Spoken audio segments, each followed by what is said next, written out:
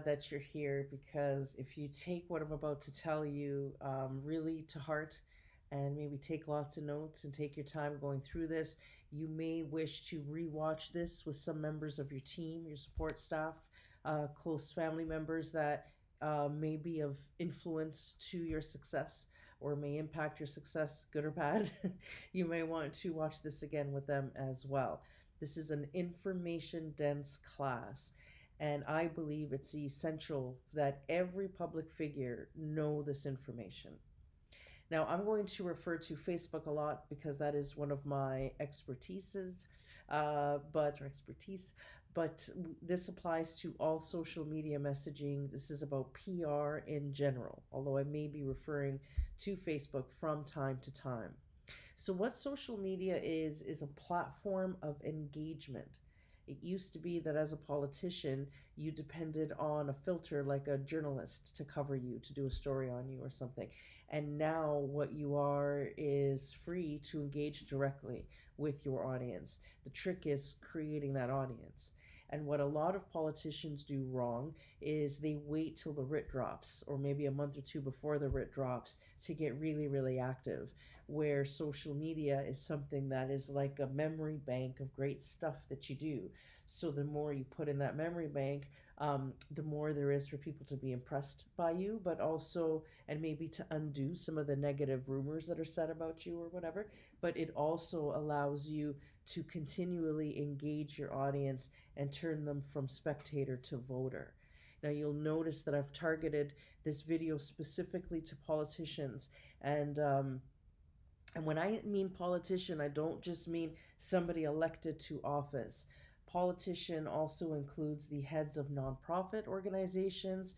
It includes public figures like leaders of industry, for example, because often as a leader of industry, you are traveling in political circles, and you're seeking partnership potentially, or at least relationship with those in the political realms. And so many times you could offer a good service or a good product, but because your behavior is toxic, let's say, it's dangerous for a politician to even align with you remotely. So sometimes you're kind of shooting yourself in the foot before you're even out the gate. So this applies to you too.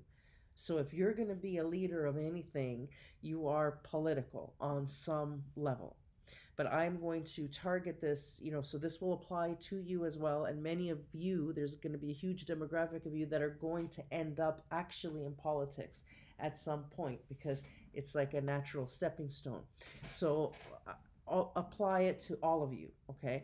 But politicians specifically, you're working in 4-year cycles usually, right? So too many times you're waiting until the last minute when you could be using for example, you don't do anything for 4 years, and then a couple months before the writ drops, now you're begging for an audience, and you're begging to be people to pay attention to you, and now you have to convince a cold market. You could have been using those 4 years to build a warm market of voters. Even if they're not convinced yet, they're at least listening to you. And they've seen everything you've done in the last 4 years. They know that you're engaged. So there's certain things you won't have to convince them of because they will have been seeing this. And then you can count on a good portion of them becoming voters and maybe sharing information that people that you've missed at the door. Now, social media cannot replace door knocking. The get out to vote portion of your campaign or of your team is still the most essential portion of your campaign. And the get out to vote and outdoor knocking, especially door knocking. Calls are great too, but it's the door knocking that's really the magic, and that's how you identify voters. And we're going to get into that a little more detail. But social media is building your audience and convincing your audience and warming up the voter audience and keeping them warm. So as negative press comes, as you're being criticized, this becomes the platform of you educating, explaining, apologizing, whatever it is that you need to do. Now you have a huge audience to share that message to that you otherwise didn't have. So by the time the writ drops, you're already ahead of the game. And that's what I'm going to help you do, is get ahead of the game with social media. because so many times we're eager, especially if you ran on transparency, right? You're eager to share everything and the whole roller coaster ride. And what you think is an exciting saga actually makes you look emotionally unstable, let's say. You know what I mean? Because one minute you're high, the next minute you're devastated or whatever. So we're going to break down all of these perceptions, all of these mistakes, all of these, and all of the potentials as well. How to frame your brand in a positive way to build trust and to build reach and influence. Let me make sure I'm not forgetting anything here. So, Facebook or social media offers you this wonderful audience and it gives you so much potential. And do I think it could help you win an election?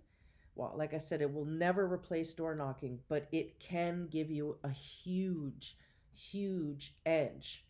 Huge edge. Door knocking is for identifying voters. You need to be able to do that to win, okay? But social media allows you to reach the people that you otherwise could not reach door knocking. And it allows you to speak to them. You know, when you're door knocking, you're fast. You know, what social media does is it allows you to massage the people that aren't convinced, that maybe could end up a swing voter. You know what I mean? It allows you to massage and work up that and hopefully, but it's not a predictor. That's another thing. So we're going to get into all that stuff. So let me not jump too ahead. But in order for you to, and this is again big mistake I see politicians make, for you it's this platform and all the things that I said is true. It is all of those things. But how do you grow that audience? That doesn't happen just by you taking a bunch of selfies and telling everybody everything, or you know, especially if it's going to be boring or dry. Today I had 18 meetings. Today I only took 5 minutes for lunch. Today, you know what I mean? Wah, wah, wah, wah, wah. So you have to be of value.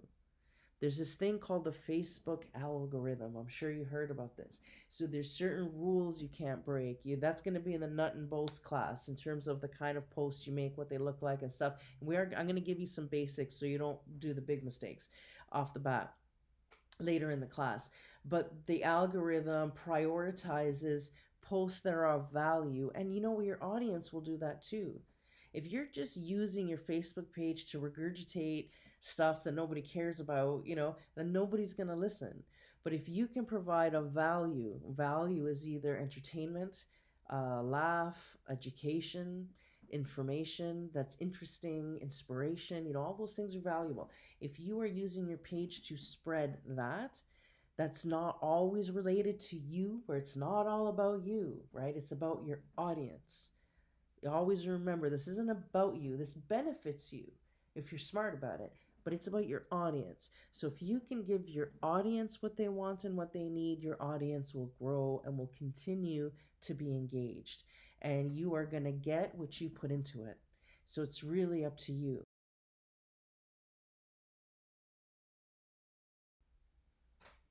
So, what's the biggest mistake I see politicos make online? And I bet the first thing you think of is tweet like Trump, right? Actually, no, because at least Trump keeps building his audience and he has huge engagement. And you know, even when someone's talking trash on your page, the algorithm doesn't know the difference. The algorithm doesn't know, well, I'm sure it does on some level, but in terms of how it prioritizes posts, even a controversial post will get a priority on the algorithm because it shows that people are interested. So, as much as his tweets get him a lot of pushback, that pushback increases engagement. And I'm not telling you that that's how you should run your social media campaign, but it does have to do with creating your brand. And some politicians choose the brand that is controversial because that is what works for whatever your end game is, which is something we're going to talk about later in this class.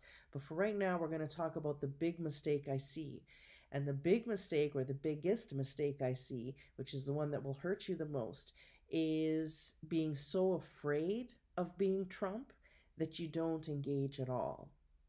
And then what ends up happening is you use your post because you took a picture with the mayor, you know, with a group of people shaking hands, or you take the same boring selfie all the time, every time you go to some event, or you post every good time there's an article about you, and then that's all you post.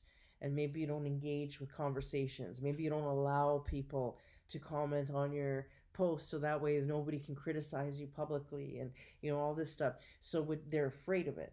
So then what you do is the absolute bare minimum with social media, and then when it doesn't win you an election, you say the social media doesn't work. When if you had a bit of skill and strategy going into it, you could leverage it, like I mentioned earlier, for all those wonderful things that it could afford you, like helping you win an election. So what happens is you get so bogged down with what not to do, because you need to know what not to do. So you're so careful that you're not paying attention to what you should do. And as much as there's lists of what not to do, and I'm going to give you that list, there are also lists on what you should be doing with social media. It's not enough not to make mistakes. Like anything, the hammer doesn't work unless you swing it. You know what I mean? So you have to engage it. You have to use it. It's a vehicle. You've got to drive that vehicle yourself. You've got to put your foot on the gas. You've got to maneuver that vehicle in order to get to where owning the car is still not going to get you anywhere if you can't drive it. So that's really important, that you look at social media as a tool or as a vehicle and use it for all the good things that it can do for you. Use all the little bells and whistles, learn about them, and use them, because the bigger your audience, the more votes you might be able to get. And if you're a politician that's run on transparency, and this isn't just because you're a politician, this is human nature. We tend to extremes, right? So we either tell everything or we tell nothing. And so sometimes we're so afraid of making a mistake. Like I said, we don't leverage the platform. Or other times, because I'm gonna be me, and and you're on that ego trip, then you feel like you need to show even the worst parts of you, which there's something about being vulnerable and about being open and stuff, but then there's also shooting yourself in the foot and just being stupid because your ego tells you that you need to be a certain way in order to be integral to yourself. Or all of that is an ego trip. Okay, so what you are is a brand that has an end game, and we're going to talk about that later on. Okay, because that's a whole other conversation, so we're going to leave that near the end actually. But you are a brand with an end game, and you have to put everything you do on social media as a public servant has to go through that filter alone, and save your personal page for the rest of it. But understand that what's on your personal page can get held against you publicly, so don't be naive. And then then I'm not going to do anything. If I'm just not going to do anything, get over it. Find the balance. Find the balance. And I know that came off a little hard, and it's going to get worse. Listen, people don't pay me to be nice. The problem is the majority of people in your camp are yes people, and they're going to tell you what you want to hear because that's going to get them the less resistance. And politicians are prima donnas. Y'all act like a bunch of celebrities a lot of the time. And a lot of that comes with big chips on the shoulders and big insecurities and big, ego stuff, and you have to have that just to get you here. I get that. You needed to develop that in order to get you to this spot. But now you're in this spot and it's time for a makeover. And when I'm brought into the picture, my job isn't to tell you what you want to hear. My job is to keep you from falling into a pit. And sometimes I gotta grab you fast to do that. So instead of me sugarcoating all this in bedside manner and la la la, and it's going to take me 8 hours to tell you something I could tell you in an hour, I'm just going to hit hard, okay? So a lot of ego trips or ego stuff that we get caught up on, I'm going to dismantle today in you. So just be good and breathe through it. So that's one of them, is finding that balance between being transparent and self-sabotaging yourself. And when don't think that by leaving certain things out means that you're being secretive or whatever. It's about presenting information in a manner that's digestible and not leaving your audience with information overload so that they're exhausted by you. Because if you turn off your audience, then they're just not going to listen to you anymore, because there is one button I'm going to tell you about, and that's the unfollow button. And they have that, so if they don't want to hear what you have to say anymore because they're sick of it for whatever reason, they will unfollow it. So there's too much and there's not enough. And the trick is going to be finding that balance in the middle where you are transparent but not exhausting and overbearing. So we're going to help you find that balance today. There's a certain line that I'm probably going to repeat more than once, and I always say, don't edit for grammar, edit for enemies. When we speak on social media, we know we have the fan club. So you're talking to your fans, right? You're talking to your friends and family watching you in the political world. But the truth is, they're not the one watching your videos. I hate to break it to you. They might watch the first 30 seconds and the last 2 seconds so they can, oh, I like what you said about whatever. So it looks like they're watching your shit, but they're not. The people that are watching your videos and analyzing every word you say with captive attention are your enemies, because they're looking for you to screw up, which means they're going to try and pick apart and twist everything you say to suit their negative narrative about you.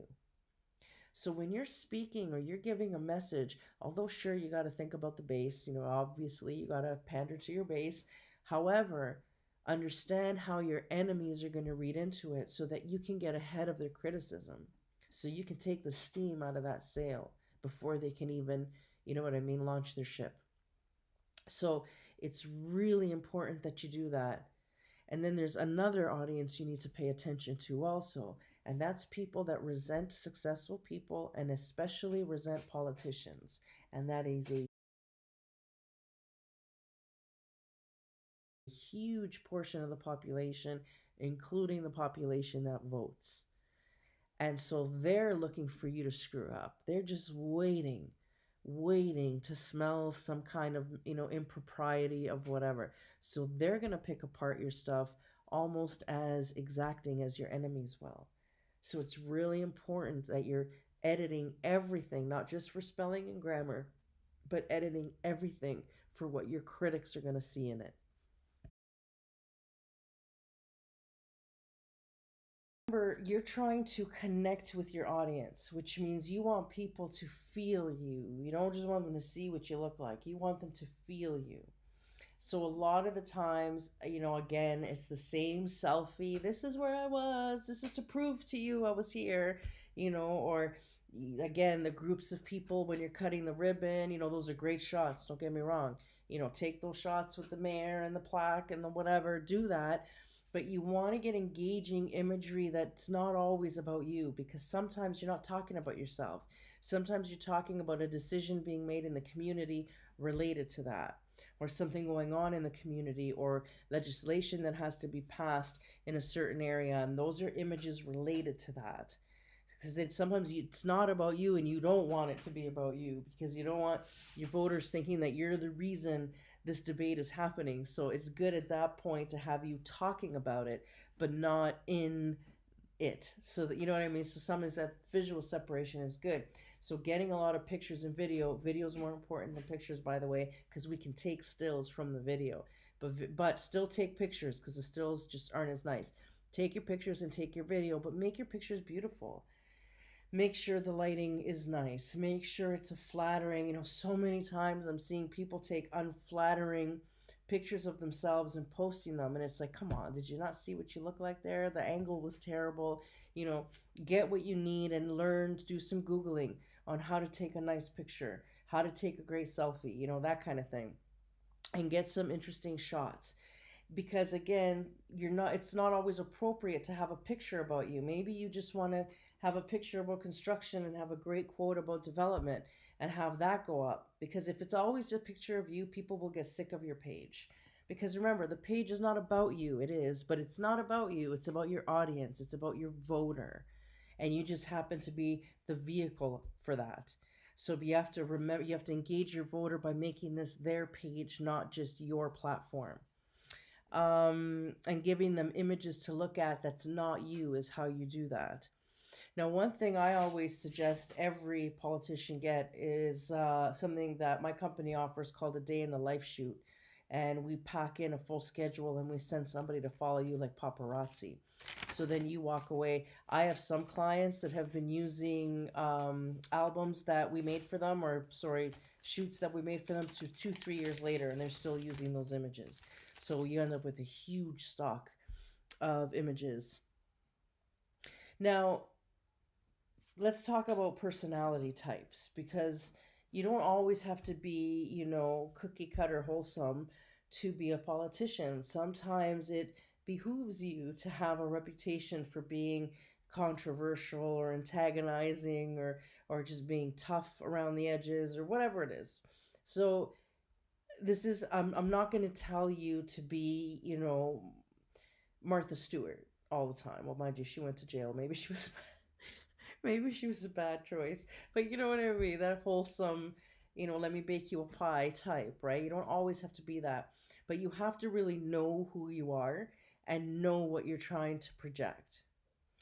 And business leaders can get away with a little bit more than a politician can. It comes to mind Brett Wilson. Brett Wilson on Twitter. Have you ever followed him? He is a dragon, right, investor, and he's involved in some natural resource development. And he's so sick of environmentalists. And he is profane and hostile. He's completely hostile. It doesn't hurt him one iota. But if he was in office, it might have. So if you're one of these business leaders that maybe one day might get political, have fun, because right now you're still open to be yourself. It's actually why I don't run for office, because I have just that little bit extra wiggle room to just be a bitch, because that's what I am. So for me to have to be diplomatic all the time would strangling. So I'll just work in the office telling other people to be diplomatic so that I don't have to be. Um, and sometimes what we don't understand is that the way our spouses post, or the way our children post, or our parents post, that has a negative impact on you. So if you're having a problem at home and you're all la la, and your wife is another night alone, or oh, I hate this, or you know what I mean, those vague posts, that's going to hurt you. So the same way you have to up your game, being in public office is a team effort, and the family's part of that team. So this is that moment where you may want to explain to them that they are part of your success, can also hinder it as well. Let me just see here. I don't want to forget anything. So no vague emotions, right? No, oh, I don't know if I can do this. Oh, some days it's just so hard. I don't know why I bother. You're not going to do any of that, okay? No emotional roller coasters where one day it's awesome and the next day you want to put your head in an oven. None of that kind of thing. Be funny. Be funny. And sometimes that's how you express how you're having a bad day. You can be funny. People love that. Keep your religion out of it. Keep your religion out of it. And no virtue signaling. No virtue signaling. Sometimes politicians really think of Andrea Horwath. Andrea Horwath is one of those, right? Oh, she's always so enraged. My coffee didn't have enough coffee in it. Like everything is a moral. Oh, she's appalled by, femme fatale. Like that's old, man. That gets real old fast. So if you're going to be pissed about something, reserve being pissed. And there's ways that you can be diplomatic about it. So for example, let's say that something didn't go well and you're not done. Like whoever it is you're pissed at hasn't heard the last of you. And you'd love to go on Facebook like Trump and say, right? You could also say, I really believe that this is an important subject that merits more conversation. Trust me, people know what that means. They know that means this bitch ain't done. You know what I mean? They know. So you have to learn how to be diplomatic that way. You can still cut. I actually said this to somebody today. You can weaponize your niceness. Weaponize your niceness. You can do that. You don't always have to be hostile. But sometimes hostile is your brand. And if that works for you, don't knock it. Hostile's my brand. Careful on announcements. When you've decided you're going to do something, or you have a great idea, especially now we live in such an impulse society, and you're going to be competing with all your counterparts on who's doing more for their ward and who's getting more for constituents and who's getting the most headlines, right? So there's all this pressure right away to keep announcing, to keep delighting, to keep impressing, right? So when you get an idea or your team decides you're going to do something, the impulse is to go online and just blurt it all out and tell them everything you're going to do and blah, blah, blah, blah, right? And there's something to be said for announcing and making use of social media for that, absolutely. But you can do that without backing yourself into a corner. So, for example, when my company decided to get involved in tackling food insecurity in the area, we announced it. When we said we were going to do a Love What You're Living campaign to increase morale in the region, we did a Facebook Live and said, guess what, guys? We're at a table. This is a historical moment because Renee and I decided we're going to start a campaign to raise morale in the city. Woo! You know, whatever. But we didn't go into detail about what that meant. You know what I mean? We didn't lay out the framework on that first video. That's all we said was our intention or what we were working on. And the reason you don't is not because you're not being transparent. It's because the peanut gallery chimes in. And often the peanut gallery are people that don't have any clue what they're talking about in terms of industry development, sector or program development. These are just armchair,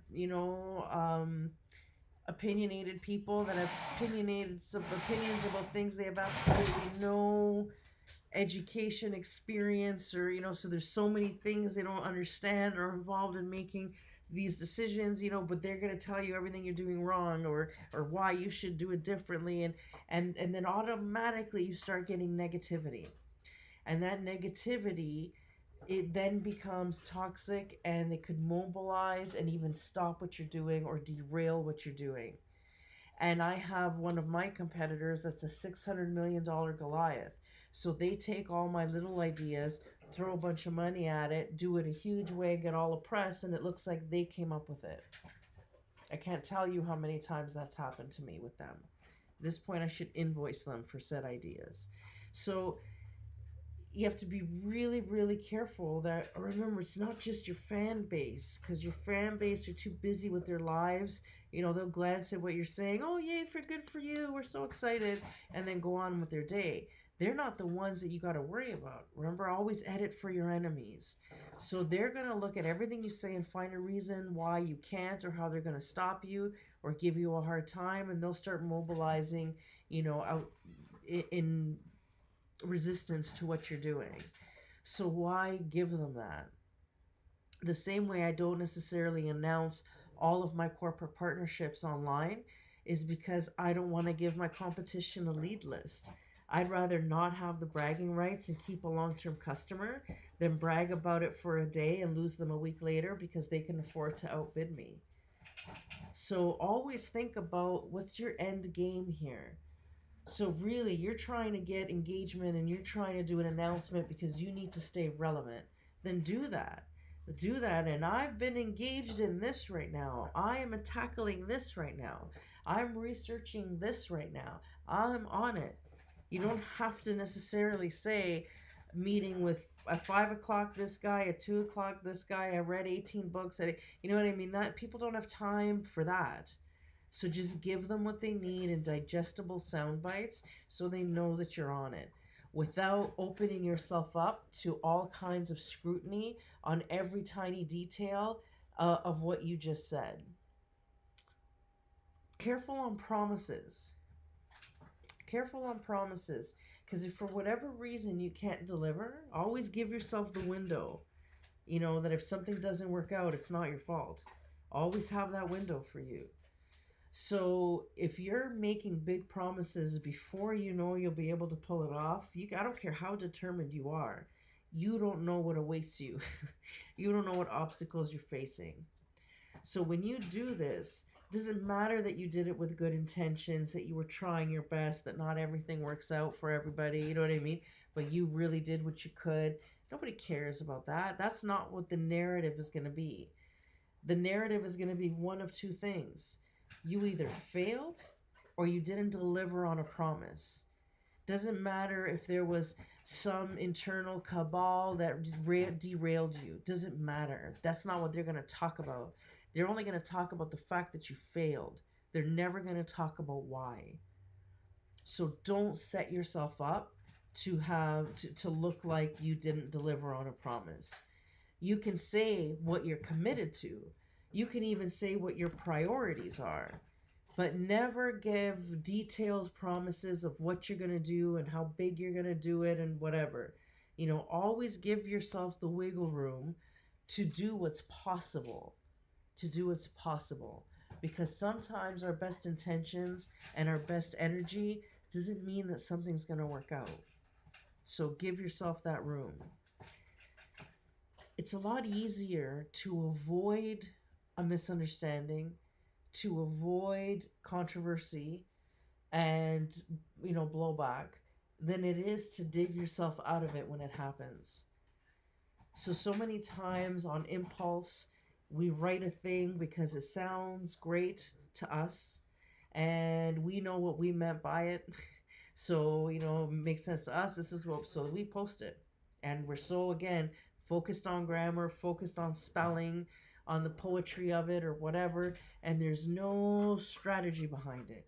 You'll call it strategy, but it's not strategy, it's impulse. Strategy is when you lay out a paragraph in front of you and you sit back and stare at it and think, what's this going to get me? What's this going to get me? Who's going to hate it? Who's going to hate it? Who's going to criticize it? What are they going to say about it? What holes are in this sentence? What demographic is going to feel what about this statement? It is really that boring and that dry, which is why people pay money for communication strategists, so they don't have to do this. Because then you start playing with words and where the commas are, because it has a different tone depending on where you put it, and maybe I should move this word for this word because this word means more of this than that word, right? And you start to really play with the narrative until you get something that is really hard to pick up, like to pick apart. And sometimes if you already know what the resistance is going to be, you can address that up front. So then anybody who tries and uses that as a way of, undermining what you're saying, you've already taken care of that. So they can't really say it. It doesn't work. You've already countered that before they could even say it. So taking the time to construct the proper statement on anything is always worth doing, because otherwise you're going to spend every single night clarifying what you meant on a million different comments, and that's exhausting. It can do a lot of damage to you too. And then sometimes we see negativity and we just hate the trolls, right? We hate the haters. We hate the critics. And I mean, sometimes a troll is a troll because that's really what they are. I dream of having my own troll army. But sometimes it's constructive criticism. And listen, the ones that are going to clap for you and agree with what you say, I mean, bless them, and let's hope they're actually going out and voting. But what about the ones that do see a hole in what you're saying, or do see a problem that's a legitimate concern? So many times, because their legitimate concerns aren't convenient to us and to our messaging, we kill the messenger. And then our egos, because God forbid we take criticism, our egos will say, well, they're just negative, and I'm not going to pay attention because I only listen to positive and they're just negative. But sometimes, they're seeing something you're not. So what listening to negative chatter does is it allows you to calibrate your image, calibrate the message, calibrate the delivery. Because again, he said, I don't want to be disingenuous. I need to be who I am. Okay, sure. But if who you are is not electable, then you might as well not be in a position of leadership. Because you're going to, like I said, that unfollow button is there. So if you're so toxic and hostile and negative all the time that people don't even take you seriously anymore, and you don't listen to criticism and you don't address criticism, which means you're not willing to improve, which means if they elect you and they have a problem, you're not going to listen if it's not convenient to you. That's what that does. That's the message that gives. So addressing criticism makes you bulletproof. Because if you can take what people believe or maybe misunderstand and you can reframe it to a way that kind of deflates their argument, right? Or invalidates even better their argument, well, then suddenly now you've got a fan because you've changed their mind. And even if you didn't change that person's mind, that conversation that you just had on social media may have changed somebody else's mind. And if you hear the same thing more than, 3, 4 times in a week, well, maybe there's some truth to it.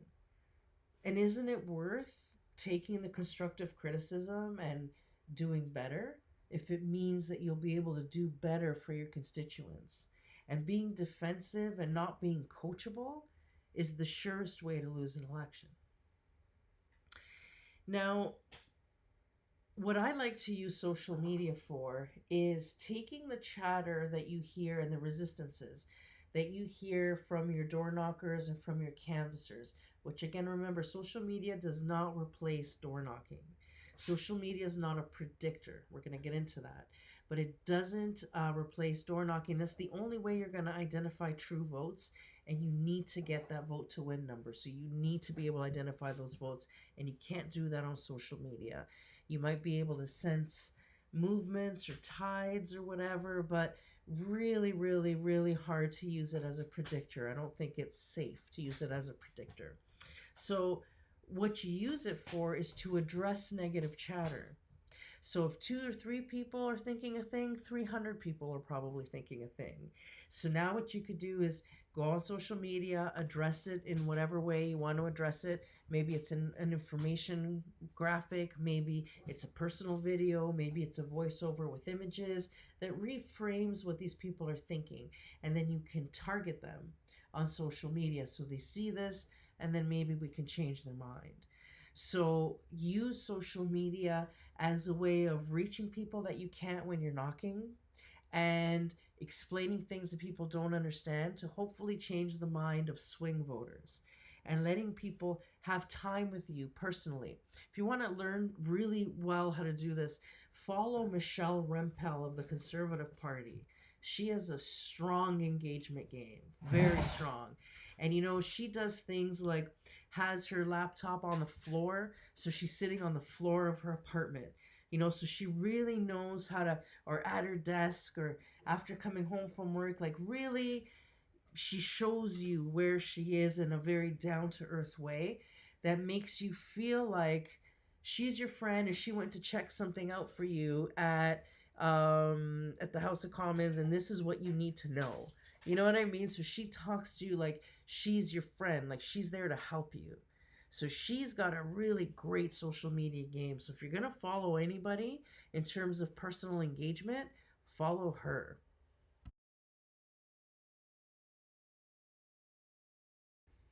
So when you are faced with the negativity or hostility, because sometimes it's not about you being hostile, but you'll be at the receiving end of hostility, negativity, criticism, what you want to do is educate. Usually it's because people are not understanding something. So you could just state your case and make them understand it. But don't do it in a way where you're apologetic or pleading. Do it in a way from a place of authority, that you understand that there's misunderstanding, or that there's some concern, and you want to address those concerns and explain why something is done a certain way, or whatever it is that you have to say. Now, educating your voters will keep them on your side. It's a form of transparency. It definitely gives the appearance of transparency, and it is a form of transparency. When you're telling your voters why you're doing a thing, that's really good engagement. That's what people want.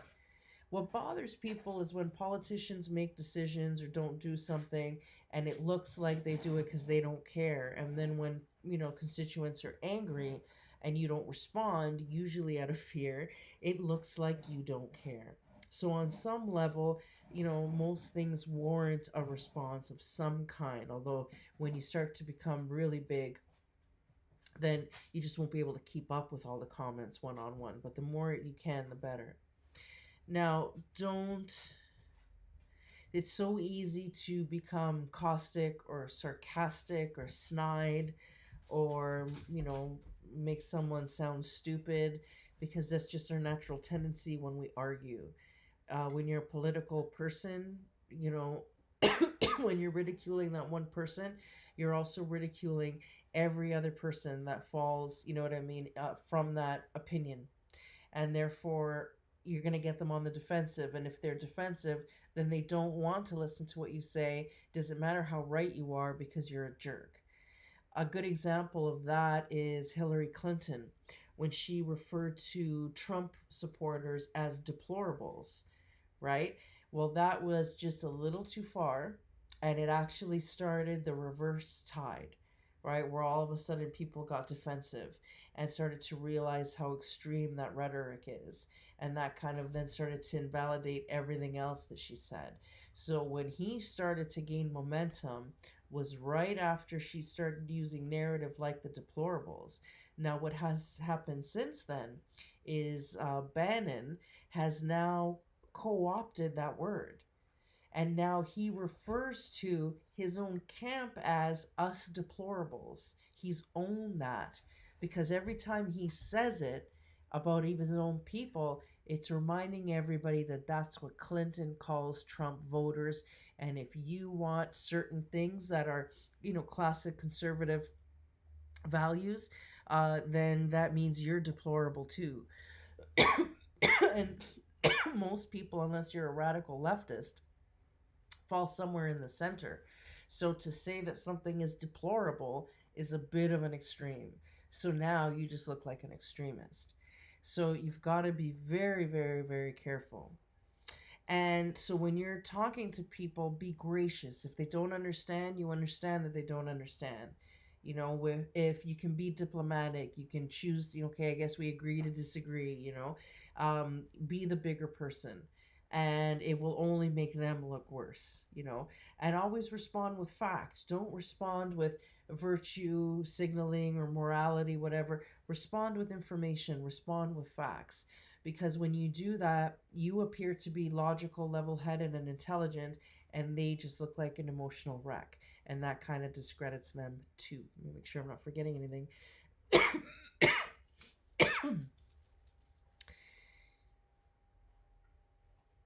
Always, always, always reframe negative belief systems or they root.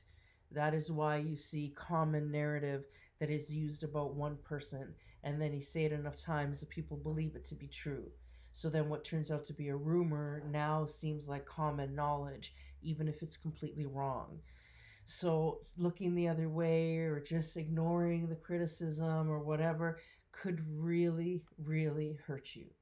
So when there are rumors, address them.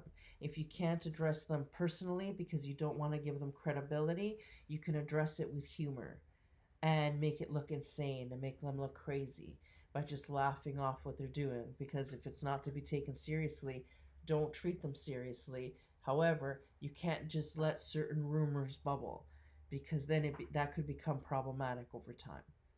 Now we're going to talk about the hardest thing is towing the party line. Unless you're running as an independent, you're going to face this at some point. Now, if you're a municipal politician, they will say that there's no party affiliation. And although technically that's true, but you vote, don't you? So obviously, you know, you have a preference. And if you are more aligned with a certain party and you have skills, and that's proven when you get elected. So if you're getting elected to city council, you got something about you. So now you're on the radar. And it may just be that if you do well on city council, you may be encouraged to run provincially or run federally.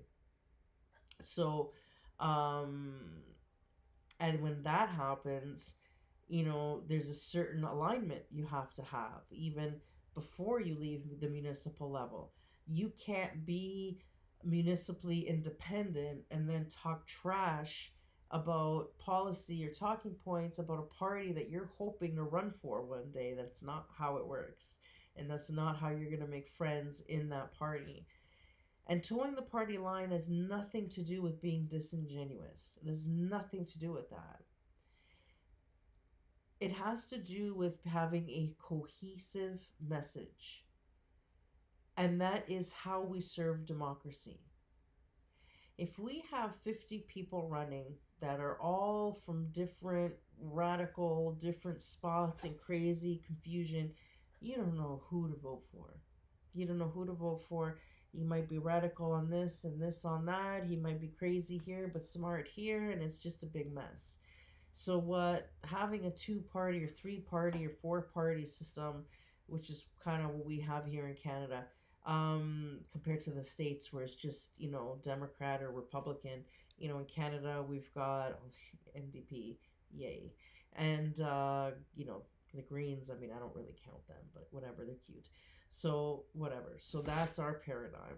So what happens is they kind of say, okay, well, as a conservative, we're going to hold on to, this kind of value. And classic liberalism will be this, although now they're not classic liberals anymore. Now they're, fascist, extremist, Antifa. They've pretty much become Antifa.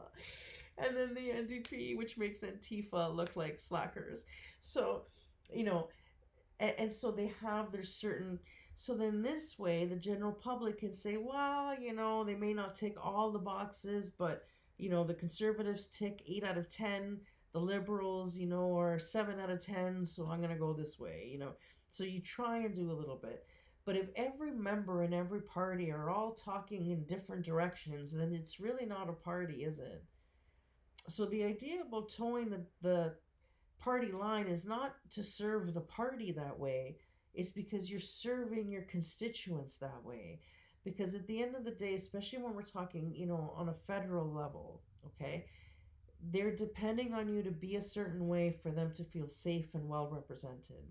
And it's not really, the opinions and the beliefs of Joe Blow, who you are, right? It's the opinions and beliefs of everybody. So it's not you they're voting for. They're voting for an ideal. They're voting for an ideology. They're voting for a tendency. Conservatives tend to be really good fiscal managers. Liberals tend to be, they love to spend money. NDP just love to be angry. You know what I mean? So they all have their little identity, and that really helps a voter say, well, I could feel safe that if I vote NDP, they're going to be radical extremists is what I want from them. You know what I mean? So I know if I vote for NDP, I could stay on welfare forever. If I vote liberal, I know there's going to be a lot of infrastructure spending, there's going to be a lot of whatever, and that benefits me.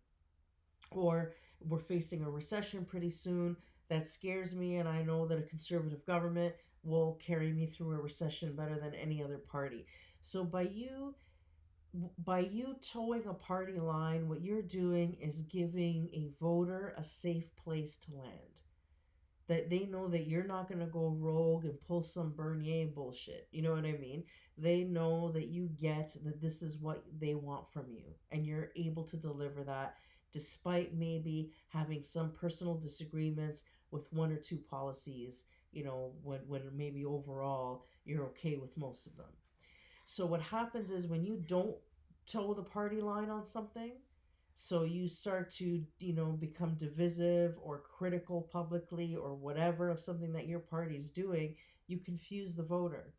Because they're like, look, I'm a liberal, so now you're starting to talk like a conservative, that's scaring me. Or I'm an NDP and you're sounding really liberal right now. Hey, like, whoa, I picked you because I thought you were liberal. You know what I'm saying? So towing the party line is not having respect for your party leader. It's having respect for the voter. And so many times we forget that because you get your ego involved and your opinions, and you're operating from your principles first, and that is going to really hurt you.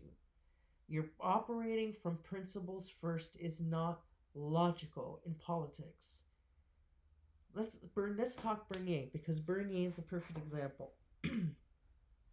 Supply management, there's a lot to pick on about supply management. And I'm sure the majority of the population, political population, okay, the people in the know that, supply management could be tweaked. Okay, and I'm being diplomatic here. There's issues there. But let's face it, the dairy lobby is huge and they're well funded. And Canadians have been programmed to believe that that supply chain management that we're using is protecting Canadian jobs, is protecting Canadian industry. You know how long it's going to take to reframe that belief?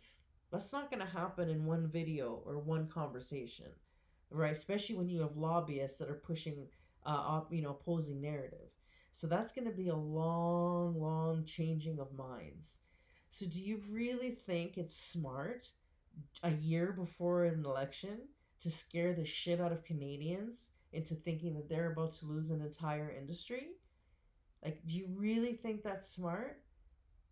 So even if you're right, you're not going to win. You're not going to win. And if you don't win, then you can't do anything, can you? If you don't win, the best case scenario is that you end up in opposition. So the most you could do is be annoying to the people in power, but you're still not the one in power. So what Bernier was doing by being very openly divisive and by complaining about supply chain management when the rest of the Conservative Party were trying to calm Canadians down, that if they, they obviously they're sick of Trudeau, you can come to the Conservatives and it'll be safe and we're not going to do anything radical. It's going to be safe. Supply management is safe. We're not going to, upend everything the Liberals are doing. We're not going to repeal cannabis legalization, even though it's failing miserably and it was never done properly in the first place. Like, slow and steady. We're going to go in and see what we can calibrate, see what we can fix and tweak to make a little bit better, loosen some regulations, maybe, whatever. But we're not going to come in and bulldoze anything. Except Bernier. Bernier, here's my bulldozer, and here are the keys, and here I'm going to dangle it. I'm going to scare the shit of all of you because, that's so exciting, and it is, but it's not going to win you an election. So when you're towing the party line, it has nothing to do with you. It has nothing to do with your principles. It has to do with two things. It has to do with honoring what a voter trusts you with, which is calm, rational leadership, and it's being integral to that movement. It's being integral to what your voters expect from you. That's so important. So important. And it's keeping the message cohesive. It's giving your party, the second thing is giving your party the absolute best chance at winning an election, which gets you in the place of power. And then when you're in there, you can start making changes. But until you're in there, you're not doing shit. So as long as you're speaking from my principles when they are acting against your party, all you're doing is keeping your party from winning and you're helping the people you're trying to defeat. But your principles are maintained. So, that's okay. It's not about you. Social media is not about you. Politics is not about you. It's about the voter. It's about your constituents. It's about your ward. And that's what politicians have to remember. And your social media page is an extension of that. Your social media page does for you what you can't do door knocking. It allows you to engage and romance and massage your public. It allows you to educate them. It allows you to connect with them. It allows you to inspire them and motivate them. And it allows you to build trust because it allows you a space where you can be personal and transparent. So again, some people to watch, Michelle Rempel. Michelle Rempel has a strong media game, very strong. She's doing a great job. She's the one to watch, absolutely. So very positive.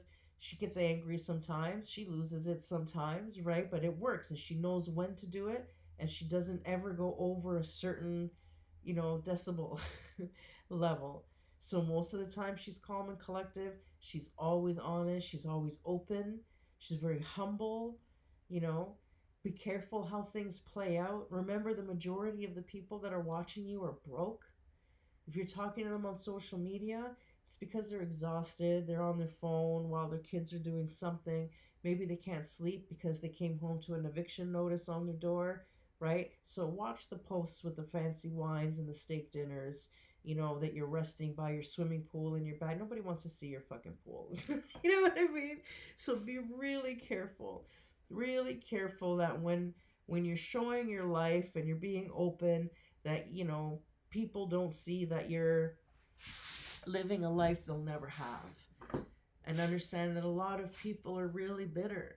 You know, Michelle Rempel, when you look at the background of her videos, there's nothing fancy, you know, and she's usually dressed quite casual, unless she's doing something where she's filming in her office, you know, but she's very much never plays at being above anybody. You know, she's very down to earth, and that way she's very relatable. There's nothing that makes her feel like she's at a different class level or a different, you know, worldview level. She's there to represent her voters, and she comes off that way.